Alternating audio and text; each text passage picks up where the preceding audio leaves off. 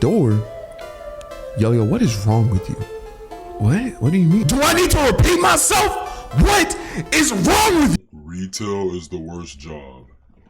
This story is about how I got fired from my first ever job. And it set the precedent for the rest of my life because I have literally been fired from every job I have ever worked. It's not that I'm a bad employee. It's just that sometimes I really don't be locked in. The thing is, the way my brain works is something either 100% has my attention or it doesn't have it at all. Like I'm either putting your fries in the bag with maximum efficiency or doing this. How's my form? How's my form, bro? Shoot, I failed. Okay.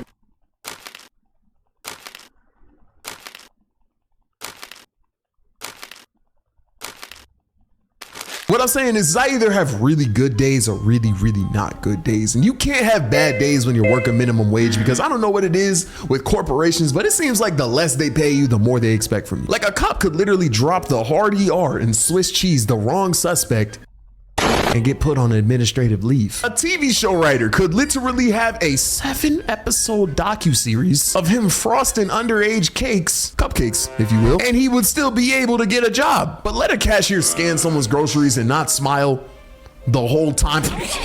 That's the job right there. They're fired. Like if a Chick-fil-A manager catches their minimum wage employee not saying my pleasure, they are getting hit with a freaking hollow purple, bro. They're done. I say all of that to say I was a great employee. I just made a couple of mistakes. And with minimum wage jobs, that's all it takes to get fired.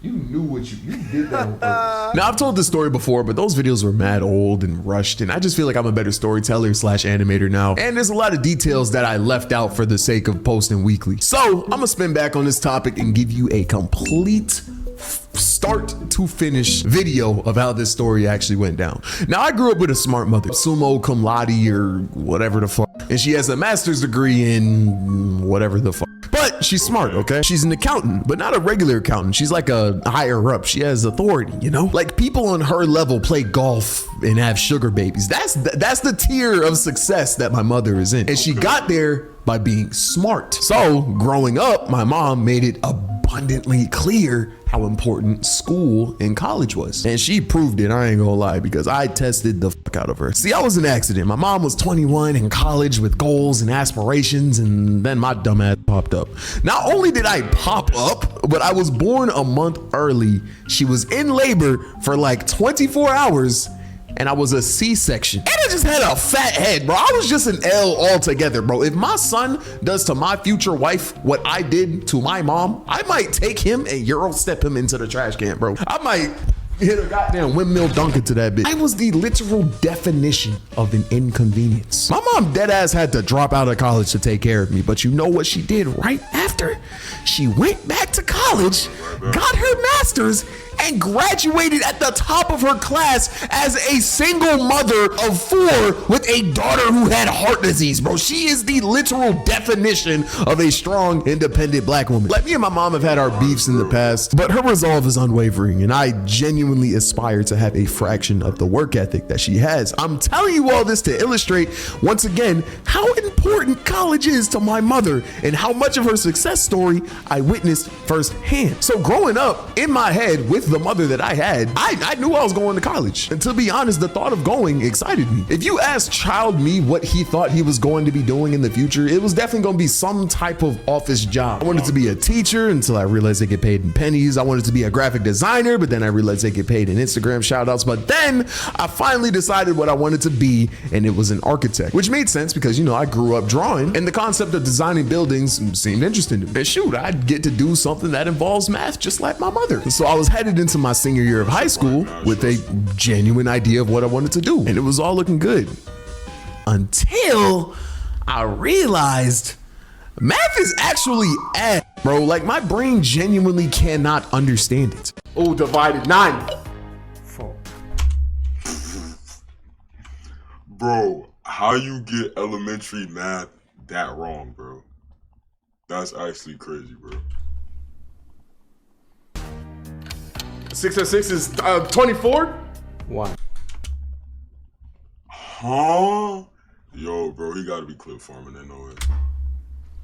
Bro, the United States dodged a bullet when I decided to not be an architect, bro. If I designed a building with my knowledge of math, it would be cooked. I'd mess around and design a building with the structural integrity of a card house. You wouldn't even need to hijack a plane to knock my John down. A Toyota Camry would have been more than enough. Anyways, so after struggling in math, it was hard for me because I didn't want to disappoint my extremely accomplished mom, but that's just what ended up happening. I couldn't get it. I could not understand what I wanted to do with my life. And eventually it led to me not wanting to go to college. And I was just in this weird limbo of not knowing what I wanted to do. That was until I found a channel by the name of Young Don the Sauce Guy. I saw him making animations. Yo, bro, early YouTube motherfuckers know about Young Don the Sauce Guy, bro. His stories, bro, crazy. And I found them funny. Now, it just started with me just watching, bro, but one day he decided to drop a Q&A, and he stated the reason that he even started YouTube was because he saw another YouTuber by the name of The Odd Ones Out making animations, and he thought to himself,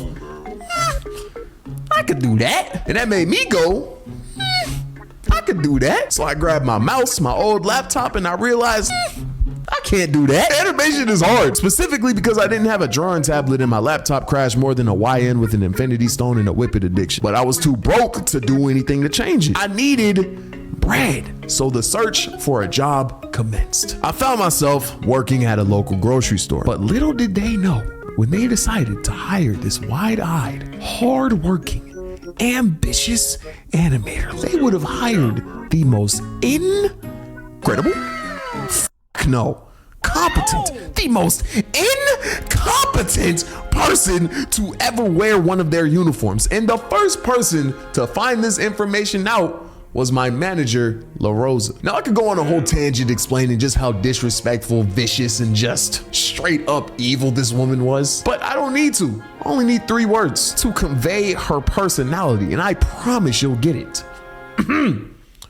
Short, bitter, and old. Anyone who has dealt with someone who has those 3 traits already knows the type of person La Rosa was, bro. And you know just how toxic it can get. But if you're thinking to yourself, man, you tweaking like shit, man. You wasn't even that bad for 1, you have a nuclear family and a trust fund. Stop talking like that. 2, I'm gonna add another trait up there just to seal the deal. Racist, bro. La Rosa was racist as hell. Openly, by the way. One of my early impressions of her was this. So when I decided to get a job to pursue YouTube, once again, I knew I wasn't going to college. And obviously my mother did not approve. So I got kicked out, and it was a whole thing. I can make a video about that by itself. But when I got kicked out, I ended up moving in with a high school friend of mine, Jake. Him and his family were all pitching in to get a new apartment, and he told his mom about my situation, and if I paid rent, they would let me stay with them. So it was me, Jake, his mom, his sister, and his younger brother. And during that time, I actually ended up putting Jake on to the grocery store that I worked at. He got an interview, he got hired, and we both ended up working together. Fast forward, me and Jake get sick, and because of that, we had to call off. So Jake goes first, he calls, and this is hear exactly how the calls went. Hey, La Rosa, this is Jake. What's up, Jake? Yeah, I got sick. I need to call off. Oh, no, are you okay? Yeah, I'll be fine. I just don't want to get anyone sick. Okay, sounds good. Thanks for letting me know. Hope you feel better, okay? Of course. Bro, that shit's about to be so crazy when this motherfucker called, bro. He's gonna call, bro. She's probably gonna be like, fuck no. Bye. I then take the phone. Hey, La Rosa, this is Yo-Yo. Hey, Yo-Yo. Yeah, I just got sick and I need to call in. It's 2 p.m. Why would you wait until now to call? Yeah, I'll be fine. Wait, what? You can't just call off right before a shift. I'm sorry, it snuck up on me. I didn't know I was sick. You know this is gonna be a write-up, right? Yes. All right. Now, me and Jake both had a 5 p.m. shift that day, and we both called off 3 hours early. But La Rosa specifically chose to mess with me, and I deadass ended up getting a write-up over that. And guess who didn't? Jake. And it was then that I knew that La Rosa was not finna be an ally, bro. She was Hispanic along with Jake and his family, and she was not discreet in how differently she tolerated us, bro. Some of my Hispanic coworkers could literally get away with murder, so that was lame. But the thing that I really didn't like about her was that she was such a gaslighter, bro. She would dead yell at me about things, like forehead vein yelling. The day would end, I'd go to work the next day and she'd act like nothing happened. And that's like something that you could ignore, but she would even take it a step further. If she could tell that I was still upset about her with what she said the day before, she'd be like, oh, you don't like me. Bitch, I hate you. She'd say, yo, you know I like you. You're a great employee. And then yell at me again. And you think, damn, yo, you get yelled at a lot. You got to be doing something wrong. No! Bro, there was this one time I was working the register and this lady came into my 15 items or less register with a cart that did not have 15 items or less. But you know, me being the stand-up guy that I am, I decided, all right, I'll scan her items. So I look at her. Good evening, ma'am. How's it going? Nothing.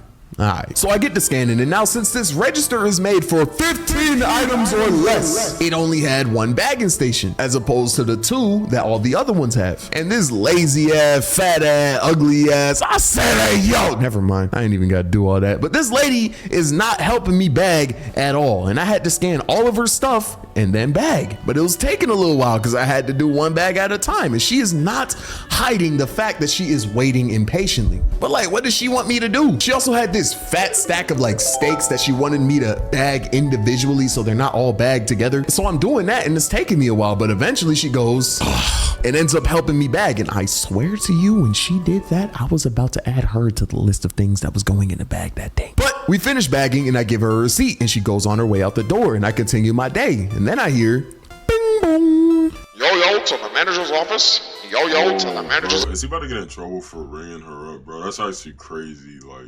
office. Another manager comes in, shuts off my register, and I head to the manager's office. And I'm just making my way down that hallway, and I could just feel the air get colder and colder as I made my way towards La Rosa's door. I look at her desk, and I just see nothing but malice, bitterness, and rage. Like, genuinely, bro, I felt like how Pito felt staring at Gone, knowing they was about to get their shit right. I walk in, close the door. Yo, what is wrong with you? What do you mean? Do I need to repeat myself? What is wrong with you? anyways, that's the end of that video. Why retail is, Anyways, let me know. Would you work a retail job? Me personally, I mean, I don't want to deal with other people, you know what I'm saying? I prefer to just, you know what I'm saying, be to myself. Let me know what you think, though. Like, comment, subscribe. Peace out, man.